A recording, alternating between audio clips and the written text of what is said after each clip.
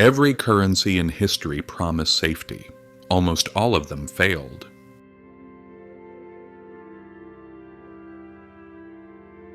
Every country swears its currency is a safe haven.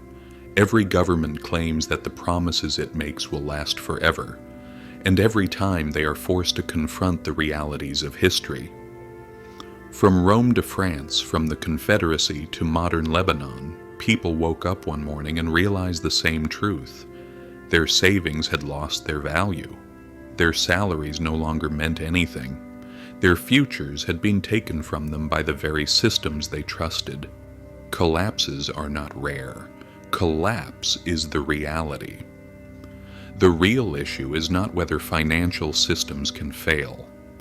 The real issue is this: when they do, how do you protect yourself? The illusion of permanence is one of the most dangerous financial mistakes people make. We look at the money in our bank accounts, we look at our national currencies, and we assume they are solid as stone. But money is not stone. Money lives on trust. And the trust it depends on can disappear overnight. That is why history is both brutally realistic and an incredibly powerful teacher. Every collapse leaves something behind. Lessons to be learned, patterns to be recognized, and warnings to be understood.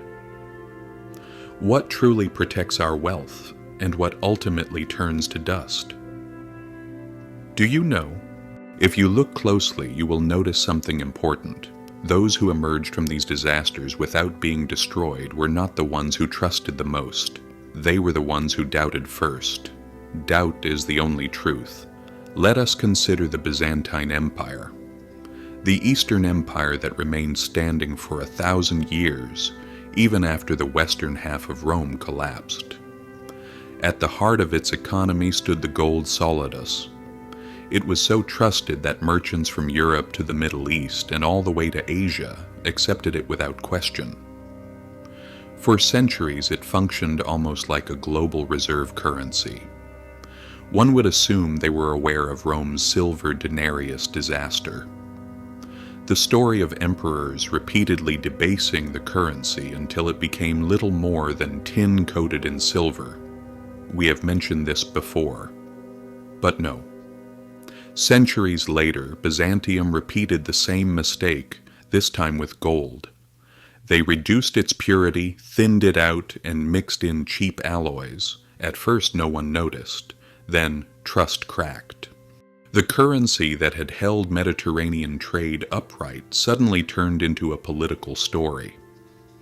As the value of money declined, the stability of the Byzantine economy collapsed along with it.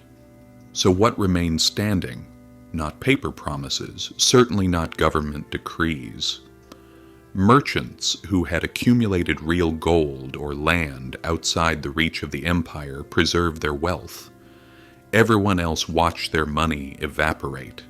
Here lies the first timeless lesson.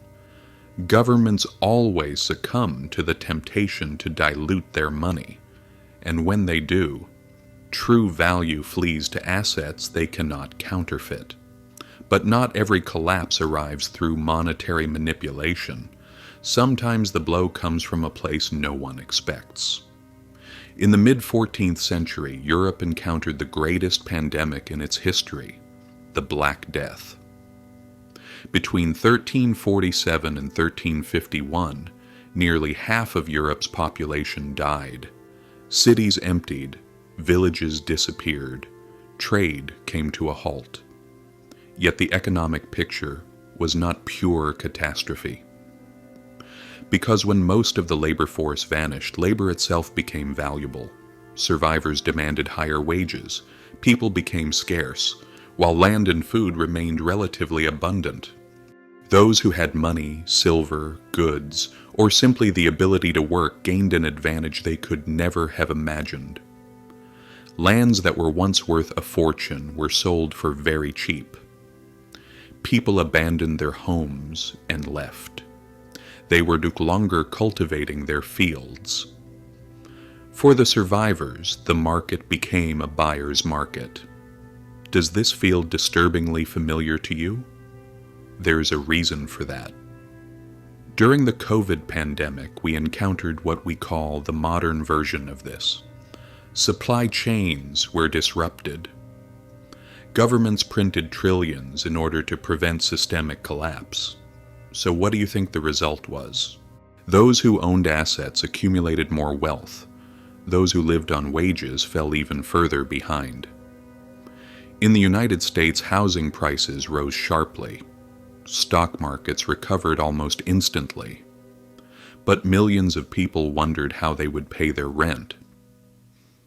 Pandemics redistribute money. They always have. Those who survived the Black Death turned scarcity into opportunity. Those who came out of COVID with money accumulated property, stocks, and companies. But do you know what the painful truth is?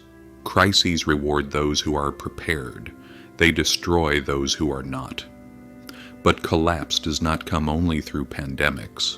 Sometimes banks fail as well. In the 14th century, Florence was the financial center of Europe. It was home to great banking families like the Bardi and the Peruzzi, families capable of lending money to kings. Can you imagine it? So what do you think happened next? Their biggest mistake, lending money to King Edward III of England. The king did not repay his debt. The banks declared bankruptcy. Depositors were ruined. Trade came to a halt. Everyone understood one thing. There's no such thing as too big to fail. This lesson continued from Florence to Lehman Brothers in 2008 to the Lebanese banks in 2019. Institutions exist to generate profit, not to protect you, me, or us. When they lose, they take everyone down with them. The American Civil War was, in essence, a money war. The North printed greenbacks. The South printed graybacks.